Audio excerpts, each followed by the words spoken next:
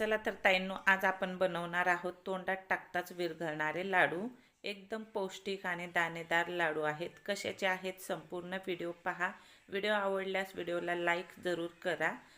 कढई गॅसवर ठेवलेली आहे, त्यामध्ये 2 ते 3 चमचे तूप घातलेला आहे. 2 चमचे रवा घातलेला आहे. रवा छान लालसर भाजून घ्यायचा आहे. त्यानंतर आपल्याला 1 वाटी गव्हाचं पीठ घालायचं आहे. आता गव्हाचं पीठ घालून झाल्याच्या नंतर सुद्धा छान असा भाजून घ्यायचा आहे. गव्हाचं पीठ आणि रवा दोन्ही एकत्र भाजायचं आहे आणि छान लाल होईपर्यंत भाजून घ्यायचं आहे. आता याला तूप कमी पडलेलं आहे.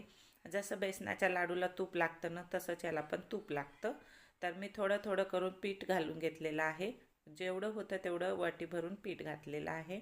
छान लालसर भाजल्याच्या नंतर त्यामध्ये अर्धी वाटीच्या जवळपास साय घातलेली आहे.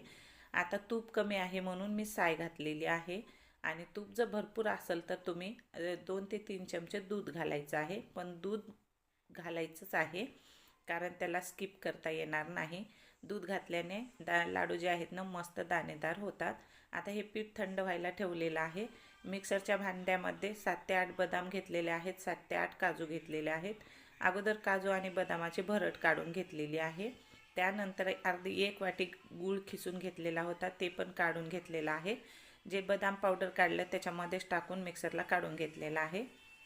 2 ते 3 चमचे वेलची पूड घातलेली आहे आणि हे थंड झालेलं पीठ यामध्ये घालून घ्यायचं आहे. पीठ चांगलं थंड होऊ द्यायचं आहे. कोमट कोमट झालं ना, मग लाडू बांधायला घ्यायचे आहेत.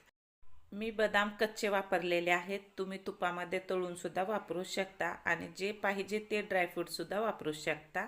खायला खूप छान लागते हे लाडू. तोंडात टाकताच विरघळतात आणि अगदी दाणेदार होतात. आणि पाहू शकतात झटकीपट बांधायला येत आहेत. आणि जे आपलं तूप कमी होतं ते साईनं भरून काढलेलं आहे. ज्यावेळेस तूप भरपूर असतं ना, त्यावेळेस 2 चमचे दूध टाकायलाच पाहिजे. दुधाने खूप छान दाणेदार लाडू होतात आणि हे हिवाळ्यामध्ये खूप पौष्टिक लाडू आहेत. नक्की करून बघा. करायला एकदम सोपे आहेत, खायला एकदम स्वादिष्ट आहेत. व्हिडिओ आवडल्यास व्हिडिओला लाईक जरूर करा आणि आवडला असेल तर नक्की चॅनलला सबस्क्राईब करा आणि शेअर करा.